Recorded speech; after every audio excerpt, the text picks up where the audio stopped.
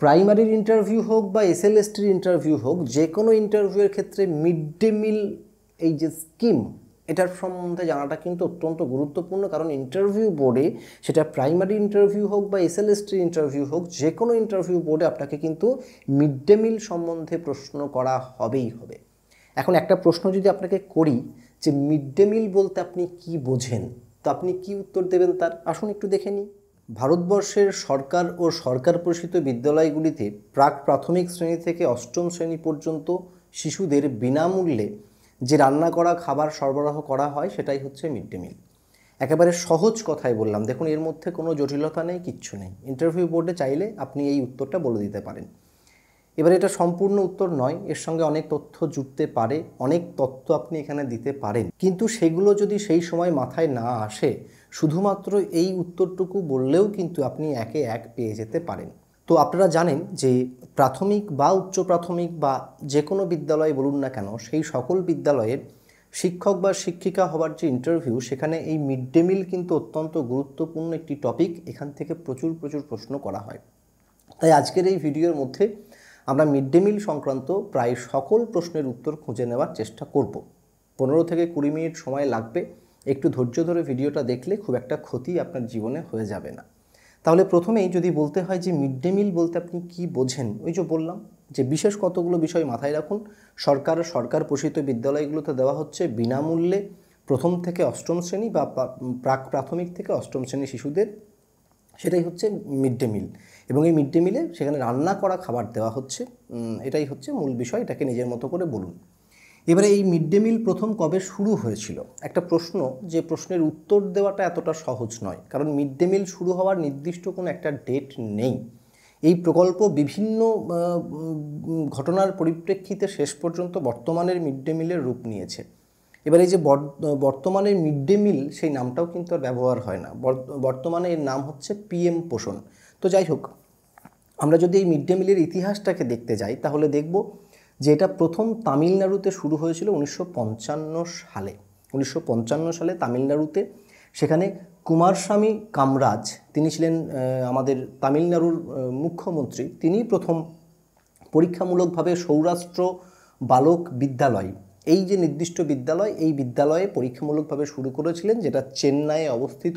এবং তারপর গোটা তামিলনাড়ু জুড়ে তিনি এই বিনামূল্যে শিশুদের খাদ্য বিতরণ করার একটা প্রক্রিয়া শুরু করেছিলেন। আমাদের স্বাধীন ভারতের ইতিহাসে মিড ডে মিল সংক্রান্ত বিষয়বস্তুর এটাই হচ্ছে সবথেকে প্রাচীন ইতিহাস।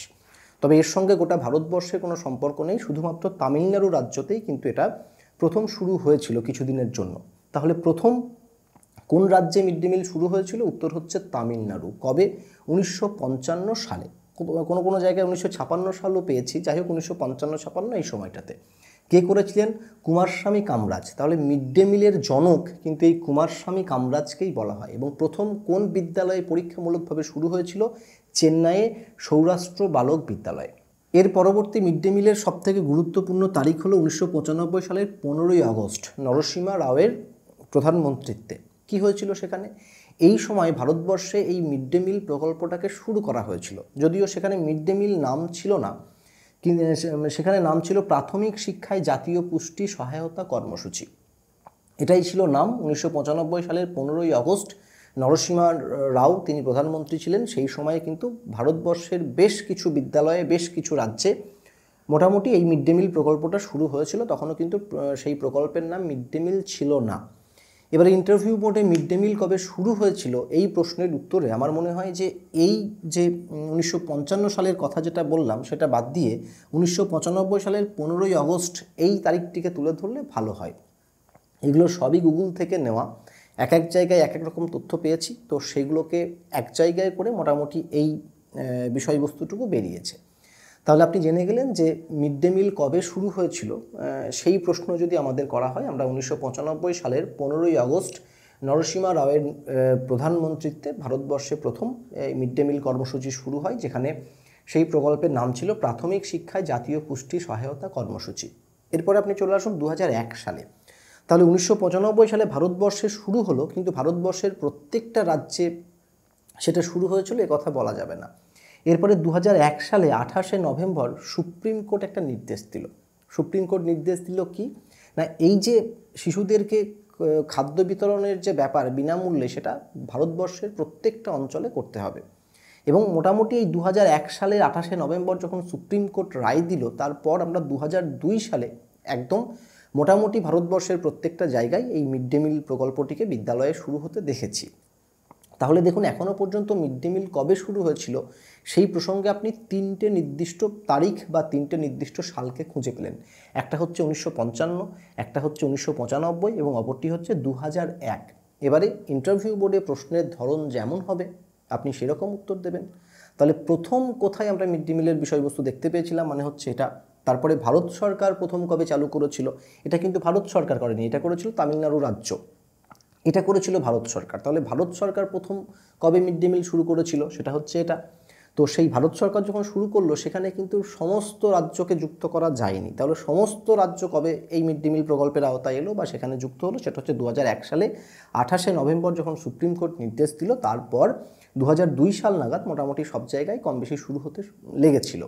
এবার আমাদের পশ্চিমবঙ্গে চলে আসি। পশ্চিমবঙ্গে কবে এই মিড ডে মিল প্রকল্প শুরু হয়েছিল, তার উত্তর হচ্ছে 2003 সালের জানুয়ারি মাসে পশ্চিমবঙ্গে বিদ্যালয়গুলিতে কিন্তু এই মিড ডে মিল শুরু হয়েছিল। এবার আপনারা বলবেন যে না, 2003 সালের আগেও তো আমি স্কুলে পড়েছি, আমি প্রাইমারি স্কুলে পড়তাম, তখন তো আমাদের মিড ডে মিল দিত। এখন এই যে মিড ডে মিল শুরু হলো, এই বিষয়টা হচ্ছে রান্না করা খাবার দেওয়া শুরু হলো। তার আগে আমরা যখন ছোট ছিলাম দেখেছেন, সেখানে শুকনো খাবার দেওয়া হতো, তার নাম ছিল মাইলো, হ্যাঁ, বা চাল দেওয়া হতো ইত্যাদি যা কিছু হতো। কিন্তু এই যে রান্না করা খাবার, শিশুরা আসবে, ক্লাস করবে, সেখানে রান্না বান্না চলবে, রান্না করা খাবার দিয়ে দেওয়া হবে, সেটা জানুয়ারি মাস 2003 সালে পশ্চিমবঙ্গে শুরু হয়েছিল। এটাকে ভেবে কেউ বিভ্রান্ত হবেন না যে 2003 সালে আমি তো নিজেই প্রাইমারি স্কুলে পড়তাম 2003 সালের আগে, সেখানে তো আমি এরম খাবার পেতাম। তো সেখানে যে খাবারটা পেতেন সেটা কিন্তু রান্না করা খাবার নয়। 2003 সালে রান্না করা খাবার পশ্চিমবঙ্গের বিদ্যালয়গুলিতে শুরু হয়েছিল। যাই হোক, এরপরে 2007 সালে চলে আসুন। 2007 সালে এই যে প্রকল্পটা চলছিল, যার নাম ছিল প্রাথমিক শিক্ষায় জাতীয় পুষ্টি সহায়তা কর্মসূচি, সেটা 2007 সালে এখানে বেশ কিছু পরিবর্তন এলো এবং পরিবর্তন করে তার নাম করা হলো national programme of mid day meal scheme. National programme of mid day meal scheme, এই নতুন নামটি কিন্তু 2007 সালে এলো এবং সেখানে একটা নির্দিষ্ট রূপরেখা তৈরি করে দেওয়া হলো যে একেবারে প্রথম শ্রেণী থেকে অষ্টম শ্রেণী পর্যন্ত শিশুদের কিন্তু সেখানে বিনামূল্যে খাদ্য বিতরণ বা সরবরাহ করা হবে। এর আগে পর্যন্ত কিন্তু অষ্টম শ্রেণী পর্যন্ত হয়তো সেটা ছিল না। 2007 সালে এর নাম একদিকে যেমন পরিবর্তন করা হলো, অপর দিক থেকে সেই রকম সেই মিড ডে মিল স্কিমের আওতায় সেখানে কিন্তু ক্লাস 8 পর্যন্ত ছাত্ররা সেখানে ঢুকে গেল। এবার এক্ষেত্রে আমরা প্রাক প্রাথমিক থেকে বলতে পারি না, কারণ প্রাক প্রাথমিকটা 2007 সালে তখন কিন্তু প্রাথমিক বিদ্যালয়ের মধ্যে ছিল না। তাহলে সেই সময় প্রথম শ্রেণী থেকে অষ্টম শ্রেণী পর্যন্ত হয়েছিল। এখন যদি আপনি দাঁড়িয়ে বলেন, এখন কিন্তু প্রাক প্রাথমিক থেকে একেবারে অষ্টম শ্রেণী পর্যন্ত মিড ডে মিল প্রত্যেকটা শিশুকে কিন্তু দেওয়া হয়। বেশ, এবারে 2021 সালে চলে আসুন। 2021 সালের সেপ্টেম্বর মাস, সেখানে এই যে মিড ডে মিল স্কিম, যার নাম হচ্ছে national programme of mid day meal scheme, তার আবার নাম পরিবর্তন করে তাকে রাখা হলো পিএম পোষণ। তাহলে এখন যদি আমরা বলি মিড ডে মিল কী, তাহলে দেখুন মিড ডে মিল বলতে দীর্ঘদিন ধরে সেই প্রকল্পের সেই নামটি আমাদের মধ্যে ছড়িয়ে রয়েছে বলে আমরা খুব সহজে মিড ডে মিল নামটিকে ব্যবহার করি, কিন্তু বর্তমানে কিন্তু মিড ডে মিল নাম নেই, বর্তমানে তার নাম হয়েছে পিএম পোষণ। তাহলে ইন্টারভিউ বোর্ডে যেন সেই সংক্রান্ত কোনো সমস্যা না হয়, মিড ডে মিলকে আপনি পিএম পোষণ নামে চিনবেন। এবারে পিএম পোষণের নির্দিষ্ট একটা লোগো আছে, সেই লোগোটা আমি পাশে দিয়ে দিচ্ছি, একটু দেখে নেবেন, কাজে লাগতে পারে। এই পিএম পোষণের যে লোগো, সেটা প্রত্যেকটা বিদ্যালয়ে বাধ্যতামূলক। কবে কি রান্না হবে, চালের স্টক কত শিশুরা উপস্থিত হলো আজকে, কত শিশু আজকে খাবে, কে কে মিড ডে মিল গ্রহণ করেছে, রোজ কোন কোন রান্নাগুলি হবে, এই সকল কিন্তু বিদ্যালয়ের ডিসপ্লে বোর্ডে সেগুলোতে কিন্তু দেখাতে হয়। আপনি যে কোনো স্কুলে যাবেন, সেখানে গিয়ে দেখবেন যে মিড ডে মিলের যে লোগো, সেটা স্কুলে বড় করে ছবি আঁকা আছে, নিচে পিএম পোষণ লেখা আছে, একটা খাদ্য তালিকা আছে, সেখানে সোমবারে কি রান্না হবে, মঙ্গলবারে কি রান্না হবে, বুধবারে কি রান্না হবে, সেগুলো সব লেখা আছে এবং তার সঙ্গে মোট শিক্ষার্থী কত, আজকে কতজন উপস্থিত হয়েছে, তার মধ্যে কতজন খাদ্য গ্রহণ করলো, চালের স্টক কত আছে ইত্যাদি যাবতীয় যা কিছু ডিটেল, সেটা কিন্তু দেওয়ালে একটি ডিসপ্লে বোর্ড বানিয়ে সেখানে লিখে রাখতে হয়, জনগণের উদ্দেশ্যে, ছাত্রছাত্রীদের উদ্দেশ্যে, অভিভাবকদের উদ্দেশ্যে, যা বলুন না কেন, যাতে সেই হিসাবগুলো সবার চোখের সামনে থাকে। বেশ, এবারে হচ্ছে যে এই যে মিড ডে মিল যার কথা বলা হচ্ছে, যার নাম কখনো প্রাথমিক শিক্ষায় জাতীয় পুষ্টি সহায়তা কর্মসূচি, কখনো বা national programme of mid day meal scheme, কখনো বা পিএম পোষণ স্কিম, যে নামেই ডাকি না কেন, বিষয় হচ্ছে সেই একটাই। তো সেখানে কেন্দ্র এবং রাজ্যের বরাদ্দ কত?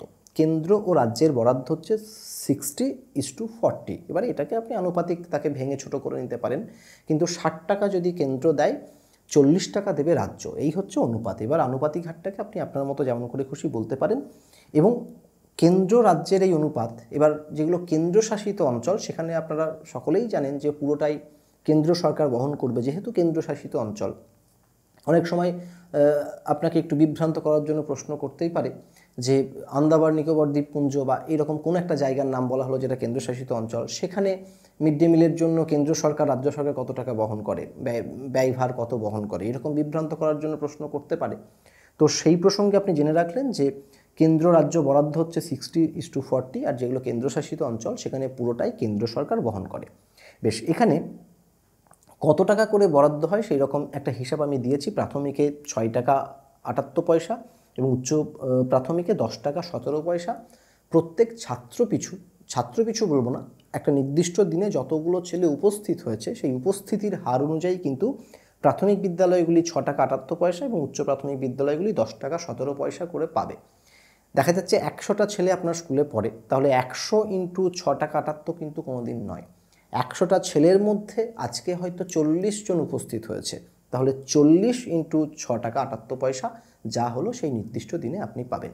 এবারে একটা স্কুলের নির্দিষ্ট একটা অ্যাপ আছে, সেই অ্যাপে প্রত্যেকটা দিনের কিন্তু উপস্থিতি সেখানে পাঠাতে হয় এবং 1 মাসের গড় করে তারপর সেই টাকাটা স্কুলের অ্যাকাউন্টে ঢুকে যায়। তো যাই হোক, এই টাকা পয়সার ব্যাপারটাও একটু মাথায় রাখবেন যে যতগুলো ছাত্রছাত্রী ততগুলো 6 টাকা 78 পয়সা কিন্তু নয়, একটা নির্দিষ্ট দিনে যতগুলো উপস্থিত হয়েছে ছাত্রছাত্রী তার উপর ভিত্তি করে কিন্তু এই টাকাটা পাওয়া যায়। বেশ, এরপরে এখানে ক্যালোরির পরিমাণ নির্দিষ্ট করা আছে। প্রাইমারি স্কুলের জন্য 450 এবং উচ্চ প্রাথমিক বিদ্যালয়ের জন্য 700। বেশ, এবারে চালের পরিমাণও নির্দিষ্ট। প্রত্যেকটা শিক্ষার্থী যারা প্রাথমিক বিদ্যালয়ে পড়ছে তাদের জন্য 100 গ্রাম করে চাল এবং যারা উচ্চ প্রাথমিক বিদ্যালয়ে পড়ছে তাদের জন্য হচ্ছে 150 গ্রাম করে চাল তাদের জন্য বরাদ্দ থাকে। তাহলে এই ছিল বিভিন্ন তথ্য মিড ডে মিল সংক্রান্ত।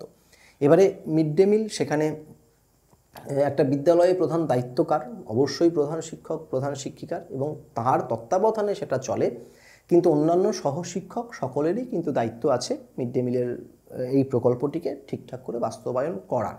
শুধুমাত্র প্রধান শিক্ষকেরই দায়িত্ব এমনটা কিন্তু না। বেশ, এবারে এই যে মিড ডে মিল, সেই মিড ডে মিল প্রত্যেকটা স্কুলে কিন্তু রান্না করা হবে। রান্না করা, যে আমি 1 মাস রান্না করলাম না, তাদের যেটুকু চাল জমলো সেইটুকু আর তাদের যেটুকু টাকা জমেছে সেটুকু দিয়ে দিলাম, তাহলে আমার দায়িত্ব শেষ হয়ে গেল, এমনটা কিন্তু না।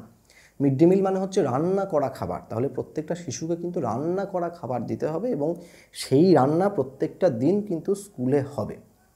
এবারে মিড ডে মিল সংক্রান্ত বেশ কিছু পরিস্থিতি নির্ভর প্রশ্ন করা হয়ে থাকে, যে বর্তমান সময়ে মিড ডে মিলের উপযোগিতা কতটা, এখন মিড ডে মিলের জন্য পড়াশোনার পঠন পাঠনের ক্ষতি হচ্ছে, এটা কি ঠিক, আপনি কি মনে করেন? তো এই ধরনের বেশ কিছু প্রশ্ন আছে যেগুলো পরবর্তী ভিডিওতে আলোচনা করব, কারণ একটা ভিডিওতে আলোচনা করতে গেলে বিষয়টা অনেকটা লেন্দি হয়ে যাবে, আপনাদের দেখতে ভালো লাগবে না এতক্ষণ ধরে। আর এই মিড ডে মিল থেকে যে সিচুয়েশন বেস কোশ্চেনগুলো আছে সেগুলো চেষ্টা করবেন সকলে বাড়িতে বসে বসে একটু একটু করে ভাবার।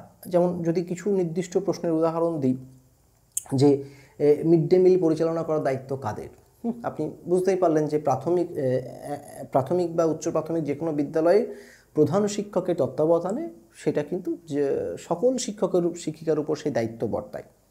কোনো একটা নির্দিষ্ট দিনে বিদ্যালয়ে মিড ডে মিল রান্না করা গেল না, সেক্ষেত্রে আপনি কি পদক্ষেপ নেবেন? মিড ডে মিলে রান্না কারা করবে? শিক্ষক শিক্ষিকারা করবে না? অবশ্যই না, সেটা ওই সেলফ হেল্প গ্রুপ থেকে বিভিন্ন কর্মীকে সেখানে নিয়োগ করা হয় এবং তারা সেই রান্নাগুলিকে করেন। মিড ডে মিলে চালের বরাদ্দ কত, মিড ডে মিলে টাকার বরাদ্দ কত ইত্যাদি বিভিন্ন প্রশ্নগুলো কিন্তু সেখানে করা হয়। এবারে আরেকটি গুরুত্বপূর্ণ প্রশ্ন আসে যে আপনি একজন শিক্ষক বা শিক্ষিকা হিসেবে মিড ডে মিল কি খাবেন?